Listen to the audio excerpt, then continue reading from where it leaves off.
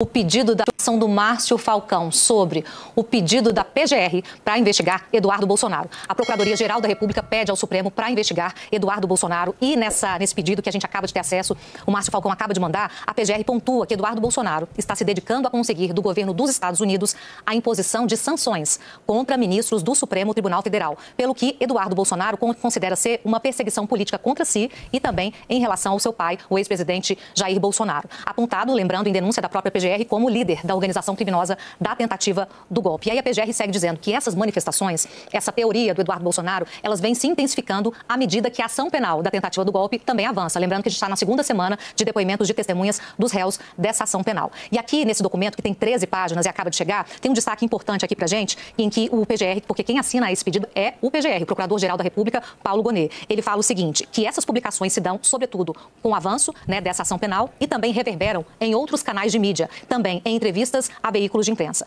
Há, segundo o PGR, um manifesto de tom intimidatório para os que atuam como agentes públicos de investigação e de acusação, bem como aos julgadores da ação penal da tentativa de golpe. Percebendo-se o propósito de providência imprópria de Eduardo Bolsonaro para parecer crer ser uma provável condenação, que não aconteceu. A gente tem aqui, vamos juntos aqui no documento, em que, descendo um pouquinho mais, aqui, a gente está nesse ponto aqui, há um manifesto tom intimidatório para os que atuam como agentes públicos de investigação e de acusação. E logo abaixo tem um ponto importante que a PGR destaca, nessa frase aqui de baixo, gente, que começa o intuito. Essa, só mais um pouquinho, isso, aqui.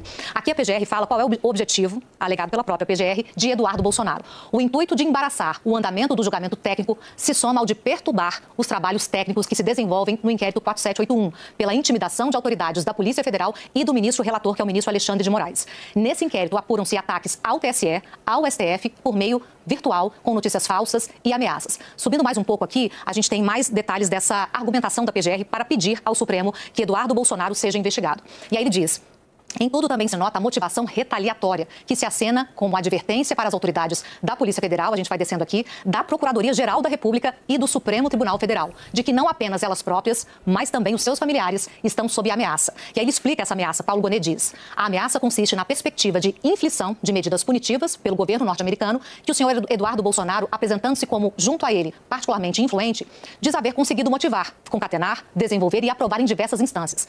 As punições estariam prontas para serem incrementadas e implementadas, gradual ou imediatamente, contra autoridades que investigam a ele próprio, ao seu pai e a correligionários.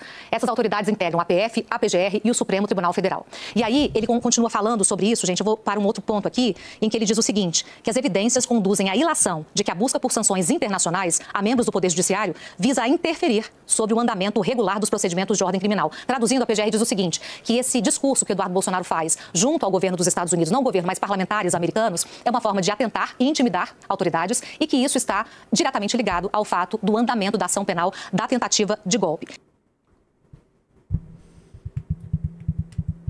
São novos capítulos. Eu vou colocar aqui o que eu acho. Outro dia eu falei pra vocês que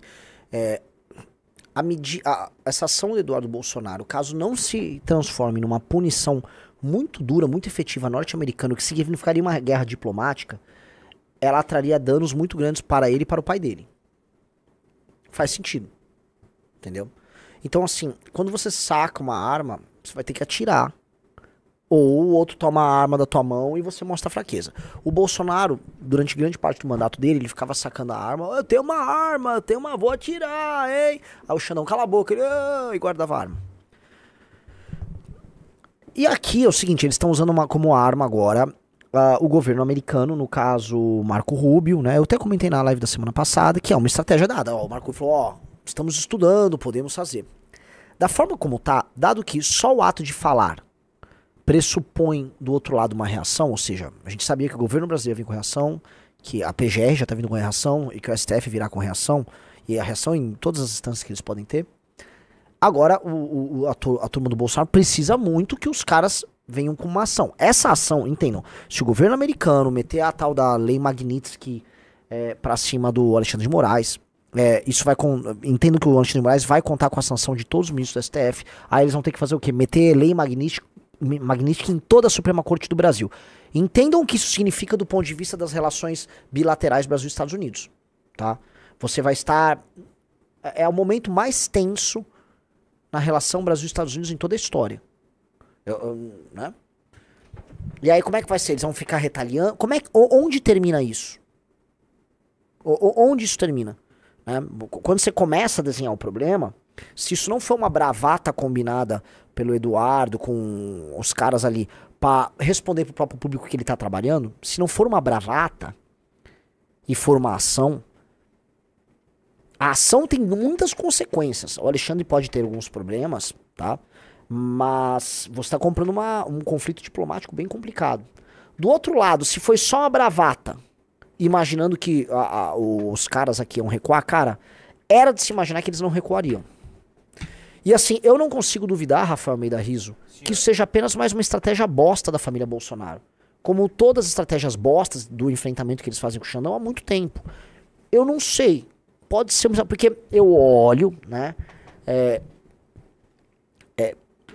Eu olho e falo, cara, as consequências de uma punição disso, né, a magnitude de usar essa lei Magnitsky, ela é grande. Vocês estão entendendo? Não é um terrorista instalado aqui, não é, por exemplo, um empresário corrupto brasileiro aqui. Não, estamos falando da Suprema Corte do Brasil, que por vias tortas exerce uma autoridade acima do comum aqui, autoridade essa reconhecida pelo Legislativo e pelo Executivo. Então, é problemático. E mais, é um uso, conhecendo o uso que tem essa lei Magnitsky. A lei Magnitsky, se eu não me engano, é do governo Obama. Tá? O uso dela seria a primeira vez que ela teria, vamos dizer, a natureza dela sendo alterada por um uso eminentemente político por parte de uma facção do governo americano. Porque o governo americano é um governo republicano, sim. Mas tem uma facção mais maga, que esses caras estão muito próximos. Então uma facção de um governo republicano estaria usando essa lei. Essa lei foi construída de maneira consensual. Se não me engano, ela teve aquele famoso, eles chamam de bipartisan, né? Que os dois partidos, tanto o republicano quanto o democrata, foram a favor da lei Magnitsky, entendeu?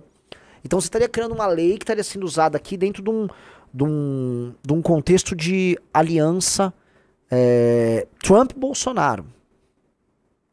Isso teria consequências não para a relação Trump-Bolsonaro apenas, mas para a relação Estados Unidos-Brasil. Eu tô olhando e falo assim, pô, se o Eduardo e a turma deles conseguirem isso, cara, a influência que eles têm dentro do governo americano é muito maior do que todo mundo imagina. Fato, muito maior. Agora, se não, isso for mais uma latida, cara, como a gente já tá vendo do Gonê, eles vão se ferrar, cara. Você entende isso, Rizzo? Uhum. Vai vir um chumbo muito do grosso pra cima desses caras. Vai vir um chumbo que não é pouco. Eles têm ideia do que eles estão fazendo? Volto a colocar, todas as estratégias tocadas por esses caras sempre foram, vamos dizer, de ordem marqueteira. Né? É o marketing. Vou fazer, vou acontecer, a minha caneta é poderosa.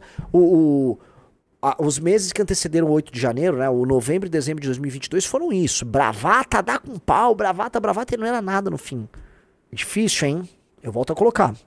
Essa história começa a ficar complicada. Eles têm que saber o que eles estão fazendo. Talvez tenha uma parada que assim, os bolsonaristas tenham certeza da condenação. Né? Então, o Bolsonaro vai ser preso. E aí, cara, eles começam a tomar medidas desesperadas, né, tentando chacoalhar o jogo. Isso é uma possibilidade. Medidas desesperadas tentando chacoalhar um jogo que começa a ficar bastante complicado. Né? Tanto o Bolsonaro mandando recado pro Tarcísio, que é o que a gente começou a live falando, quanto essa ação ali junto ao governo americano, dão o tom do tipo, vai dar merda e tal. A gente tá sabendo também o seguinte, por exemplo, Carla Zambelli, ela não apenas perderá o mandato, ela será presa. Todo mundo tem uma impressão geral de que haverá a prisão da Carla Zambelli. Vocês têm ideia do que isso significa? Entendeu? É como se fosse um prenúncio aí de algo maior, né? O bolsonarismo começa a lidar com as consequências da guerra que eles iniciaram e estão travando aí. Eu volto a colocar uma guerra que eu não estou em nenhum dos lados. Não dá pra ficar no lado. Eu não estou nem do lado do Xandão, nem do STF, nem do Barroso. Nem tenho como ficar, nem quero ficar. Muito menos vou ficar ao lado do bolsonarismo. Pra mim é uma guerra que não interessa pro Brasil, porque os dois lados são parte do problema, não parte da solução. É como se, né, você tem dois cânceres, sei lá, nem sei se isso existe na medicina, tô falando um absurdo. Os dois tumores se encontram e se combatem, né? É muito louco, cara. Duas infecções você tá tendo ao mesmo tempo. É isso, a gente tá com febre de duas doenças diferentes. No fundo, isso aqui é só falência múltipla dos órgãos no organismo chamado Brasil. Né? Então, você acha que o Bolsonaro prefere essa treta gigantesca via Estados Unidos, contra ele e o Eduardo, do que deixar o Tarcísio ganhar de boa e talvez dar graça pra ele depois? Ou você acha que não existe esse cálculo que eu tô viajando na minha porque existe a salvação do Bolsonaro e existe também a salvação política do Bolsonaro. O Bolsonaro pode tentar uma pacificação via Tarcísio, mas morrer politicamente. Aí ele morre politicamente. Aí ele morre. Porque aí ele é, no mínimo, substituído no imaginário. Né? E essa substituição no imaginário... E aí entra uma parada, o Bolsonaro não tá bem de saúde. Vamos supor que ele só pode recuperar os direitos políticos, Riso, lá pra eleição de 2030. Né? Depois de 2030. Depois? Foi agora Só 34. Ele não vai ter idade nem saúde pra concorrer em 34. As últimas chances que ele tem, assim, de... Acho que a última eleição com saúde que ele poderia disputar era 26.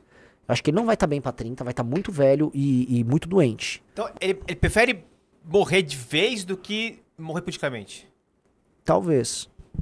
Ou, assim, ele não quer ser preso. Morrer no sentido figurado, tá? Não, assim, tem um lance de não ser preso também, né?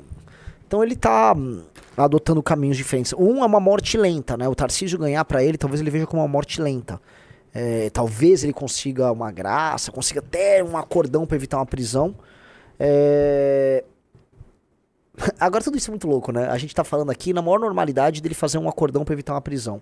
Ora, nós vivemos, amigos, não tem nada, né, nada anormal aqui. Nós vivemos um país em que foi feito um acordão pra soltar o Lula.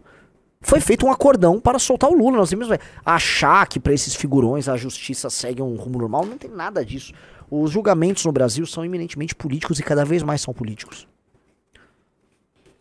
Então, entre Tarcísio e Michele, o Bolsonaro hoje é Michele? Sim.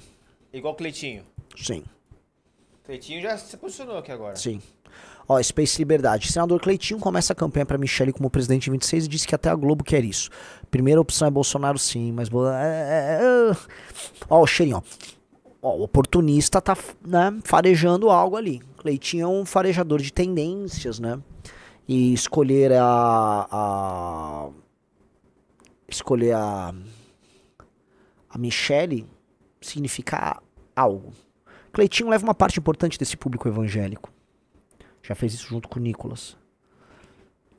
Tô curioso pra saber, tá? Porque talvez a Michele tenha proposto algum apoio pra ele, pra governador. O Cleitinho tá interessado em ganhar a eleição pro governo, né? Como é que, será que o arranjo com o Tarcísio, o candidato, é ruim pra ele? Lembrando que hoje, Cleitinho e Tarcísio são do mesmo partido.